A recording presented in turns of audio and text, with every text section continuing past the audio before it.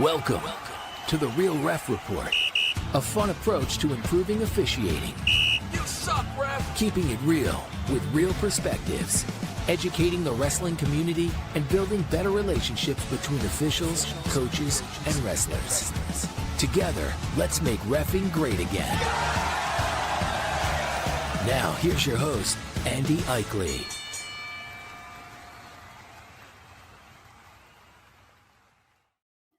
What's up, everybody? My name is Andy Eichley, and happy to be back in podcasting this year. This is season 2, episode 2, and trying something new this year. I'm going to do some short episodes and do some hot topics and try to do it right off the bat when they happen. So if you're not from Washington or you're from a different area, we're just going to talk about a match that happened last night at the Pac Coast Championships, and it was a controversial takedown call, and it was tough because, you know, if you're on one side, you want to take down. If you're on the other side, you don't want to take down.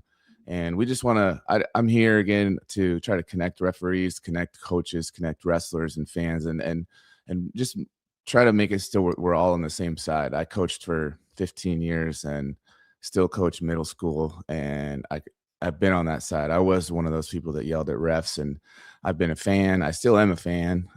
Still want to see the referees do a good job. I want to do a good job. And so we're here for the wrestlers, and we want to get it right. So just to start off, I hope you enjoyed the ref rankings post. I made a referee rankings post, and it's just for fun. Some people were kind of upset about it, but one of my goals is to make reffing great again, and hopefully make it appealing to young guys and gals to come and be an official. It's a great way to be a part of the sport. We want to make it a cool thing to do, not like the dark side, as I've said before. So if you're young and you're a big fan of the sport and you want to be involved, and coaching is not something that you can commit to, come be an official with us. We would love to have you and get you trained up to do a great job out there. So without further ado, I'm going to start by just showing this video, and then we can talk about it. So what the situation is, it's the finals at the Pac Coast Championships. I think some of the brackets were over 64 kids, so they had 128 on the bracket, but 80-some kids maybe. Tough tournament, kids from Oregon, Washington, some California, Idaho. So this is the finals. So we have 2 referees out there, and there's about 30 seconds left, and kids behind 2-1. Don't look at the time on the screen is not official. The Washington Wrestling Network has their time on there, but it's not the official time. So make sure that's not something that you're holding us to. But so I'm going to show this video, and just kind of we'll talk about it as we go. So this is the beginning. There's about 17 seconds left here. The kid in the yellow singlet is down by 1 point, and he's working for a takedown here. And some people thought that right here he might have it, but not quite. The kid scrambles out, rolls through, and the referee had given him 3 takedown there. And let's go back and watch it one more time. If you're not watching, just a big scramble at the end of a match with a possible takedown, maybe not. So watch it one more time here. This is singlet in yellow, trying to get the takedown here. Right here, he rolls him through. Might have it, but does another little summer cartwheel, and right there is when time runs out. Now, I want us to take a look at what happens here and appreciate this process that these 2 referees make. They met together. They're over there talking about it. We have a 2 referee mechanics, and of course, I'm going to pause it right there. You can see how they're meeting, they're talking, and all of us that were in the referee chairs just looked at each other, and we thought that it was not a takedown. And I'll talk about a little bit about why in a minute. But just as coaches, this is what you want. This is what you should want as fans. You know, we have 2 referees. A lot of times they don't talk to each other. They just make the call and go with it. But you see here, they met together before the coach was at the table, and they decided, to talk about it. And in the end, they decided that, to have a fresh set of eyes. The referee on the outside, he let him know that he did not think it was control beyond reaction time in any of those situations. And so they ended up calling no takedown. So I'm going to pause it at the very end here, where some people thought it might have been a takedown, and talk about what the rules say and what we look for as officials. Because I've screwed up many calls just like this, where we give the takedown a little too early and then we realize it wasn't there and we don't have another official to kind of confer with. So right here, some people think that this is a takedown. And then he gets to be even on his belly right there. And possibly that could be a takedown. But I think time had run out by this point. So let's go back to right here. So this could possibly be considered a takedown. And I'll show you two things that we're looking for when we're looking for control. One is position of advantage, which he does have here. He in this whole situation, he was pretty much in the advantage position. But two, we want restraining power. So you can see based on the scramble that there was not restraining power based on what we saw happen. And so we're taught to kind of hold those calls until we're sure, and not just call it when there's a move hit or the back is exposed or something like that happens. So I'm going to show these two pictures from the rule book. The first one is right here with the wrestler down on his belly. This is picture 27 if you are not watching and you're just listening. So it says there is control by the wrestler here, even though the leg is that the bottom wrestler has his hands locked around the leg. So I've had a lot of coaches tell me, we still have the leg, we still have the leg. And this is control. And what we look for, as you can see in the picture, the leg has beaten the shoulder is what we call it. So if that thigh was up above the shoulder, then we don't give a takedown. But when we see that the thigh has beat that shoulder and they're just kind of reaching back to hold the leg, then we call that a takedown, even though the hands are still locked around the leg. And this can also happen, as you can see in picture 28, without the wrestler being on their belly. So this is control beyond reaction time, even though the hands are locked around the leg. They've hooked the back leg. That's one of the things we look for as well. But that doesn't necessarily have to happen. What we're looking for is that front leg to beat the shoulder. So a lot of times you'll see a kid has the ankle over their shoulder, and that's not a takedown. So what we're looking for is, did they beat that shoulder? So now let's go back to the video at the very end, and I'm going to try to pause it right where some people right here. So he has almost that same position, but you can kind of tell, not really because we're on the backside, but he hasn't beaten that shoulder yet with that front leg.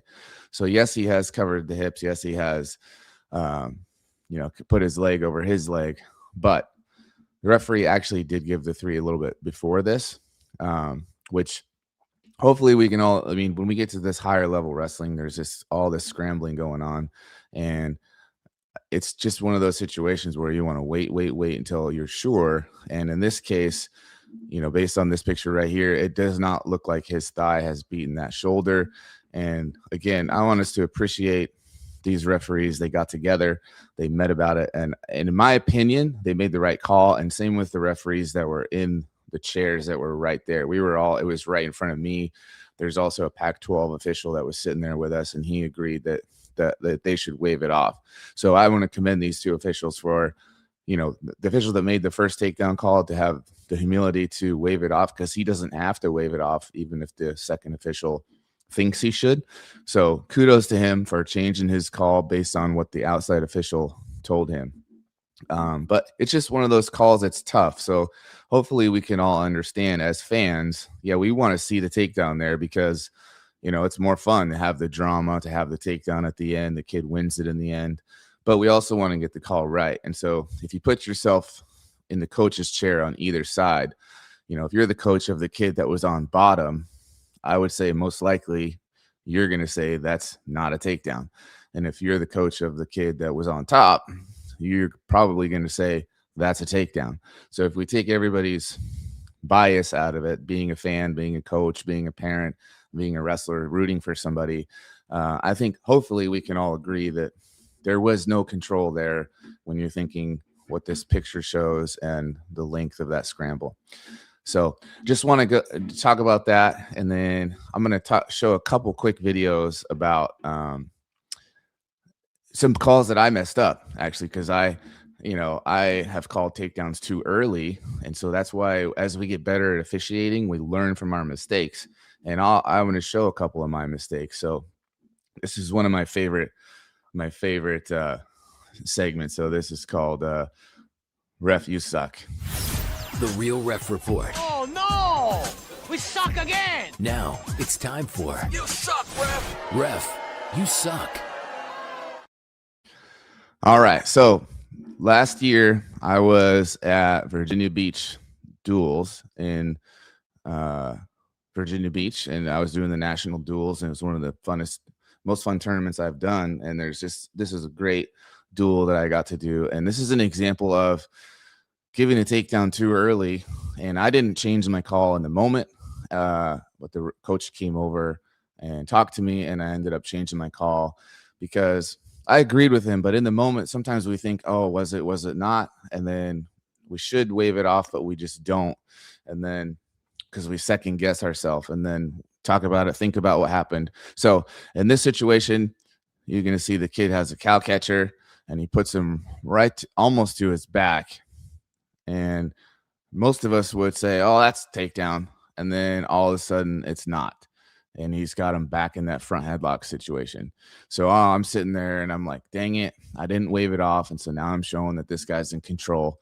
But if we take a look at this again, he's got the cow catcher, and not many kids are going to get out of this. So I gave the 3, 1001, 1002, 1003, and then he's out of it. So we're talking almost 3 seconds. But when we're looking at this high level wrestling, he didn't have restraining power because he had a position of advantage for a few seconds, but he didn't have restraining power based on what happened. So in that situation, I definitely gave the call too early, ended up fixing it. And, both coaches are happy. I think hopefully coaches can appreciate the fact that, we'll listen. And hopefully if the coach is correct, we can change the call, because sometimes we just don't change the call right in the moment. So that's one that I messed up. And then another one I messed up was at the state tournament last year. And this is actually a match. You can't see the ending of it, so I'll describe it. And I wasn't quite in perfect position because they went a different direction than I was expecting them to. But this is overtime, and the kid gets a takedown that I call, and I got caught looking at his toes. And so I'm looking at his toes, and if you're watching the video, you'll see that he drags his toes, but he's completely extended. And right here, I'm like, oh, awesome. Like, you can see me looking at his feet. But if you look at the head, he has kind of the near side cradle, and the kid on bottom, he has kind of one leg. And then if I continue it, he goes out of the screen. But you can see the kid that I gave the takedown to is fully extended, and he was reaching for that far leg, and he never covered the hips. And if he would have covered the hips, he would have been out of bounds. And so here's the situation where I got caught looking at the toes thinking, oh, that's a pretty cool takedown, when in reality, that kid didn't cover the hips. He didn't have full control. And, you can see the coach comes over and he talks with me, and I listened to what he had to say. And I just reran that whole thing in my mind, and I thought he was correct. And so you can kind of see us having a discussion, and he's kind of telling me that the kid he was fully extended and he didn't cover the hips. And I agreed with him and said no takedown. Now, the other coach, of course, he's mad, right? You're going to be mad no matter what side you're on. But I think he was okay with my explanation here. And hopefully, we can appreciate the fact that some of these calls are really tough in the moment. And so if you get an official that will listen, that will change the call if necessary. Again, it's not an easy thing to do. So it's just one of those things. Like, I want to get the call right. And so a lot of times we're going to get the call wrong. But if we can get the call right, most of us that are officiating would like to. Hopefully we all do, but I know that's not the case. I know some of you deal with some officials that are not the greatest.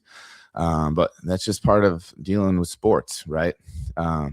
So again, just a couple things we want to talk about here. I want to do some of these shorter, quick podcasts to kind of go over some things that happen in real time while they're fresh in our minds. So if you've got questions, feel free to send them to me at therealrefreport@gmail.com. You can also contact me on Instagram. That might be even quicker and easier. Send me videos that you have that we can analyze. We'll do some of that. So Instagram is The Real Ref Report as well. But these are all tough calls, whether, again, if whatever side you're on, you're going to want to go your kid's way. And as an official, I think we should try to get the call right. And that's what these guys did, right or wrong. You're going to get a lot of times you're going to have different opinions, even from multiple officials. So in this case, my opinion, and again, it's just my opinion and the opinion of some of the officials that I talked to, this was not a takedown just because the control wasn't there. And based on the scrambling that we saw, it was a great scramble, great ending to a match. But at the end of the day, I think if you had some college officials reviewing that, if we had video review, I'm 90% sure that they would have said no takedown. So that's going to be it for this podcast. I'm just doing some of these quick ones. Thanks for joining me, and hopefully you enjoyed it. And I'm actually going to be on tomorrow with Bob Turner again. We're going to be talking about illegal holds. So looking forward to that. And yeah, so appreciate you guys. Have a great night. Happy New Year, and hope you had a great Christmas. We'll see you later. Thanks for listening and keeping it real with The Real Ref Report. Don't forget to rate the show and leave us a review. And be sure to follow Andy on Instagram and YouTube at The Real Ref Report. Thanks again for listening as we make reffing great again.